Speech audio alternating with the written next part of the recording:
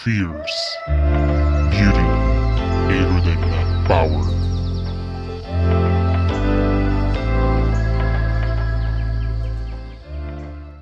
What's up mga kahanep? Have a good day! And welcome back sa ating YouTube channel, Kahanep Tunin 125.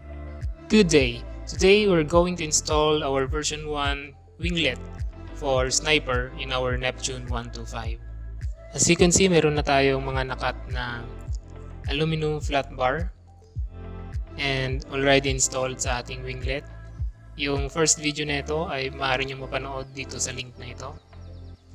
And then, at ayan, kinabitan ko na ng clip nut na in-order ko sa Lazada. Yan yung magsisilbing kapit doon sa ating head cowling. Mamaya papakita ko sa inyo yung video kung ano ang role na itong clip nut na ito. Kung mapapansin nyo, merong goma na doon sa may ilalim ng flat bar natin para sa ating vibration, hindi siya magkaroon ng damage sa ating Neptune. Though, mahina naman yung vibration ng ating mga motor. Pero pag nasa daan na, iba na yung vibration na sinasabi ko. So, yun yung iniwasan natin. Kaya kailangan natin lagyan ng rubber sa pagitan ng flat bar at saka ng winglet.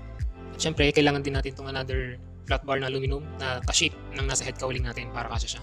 Siya yung magiging parang spacer. Kasi kung direct natin ilalagay yung flat bar, hindi siya lapat doon sa head cowling. So, nagkabit pa ako ng isang clip nut kasi hindi abot doon sa isang clip nut sa baba. So yung nut natin, aabot na dyan sa unahan tsaka sa pangalawa. Ayan, papatong natin tong flat bar na nakashape dun sa ating head cowling. At ito na nga yung sinasabi kong roll ng ating clip nut kanina na mag-hook doon sa ating head cowling. Hindi siya kailangang butasan, para magsisilbing sabit lang siya. Ayan. So make sure lang na tighten yung mga bolts natin. So ayan, isa na natin pagkakabit.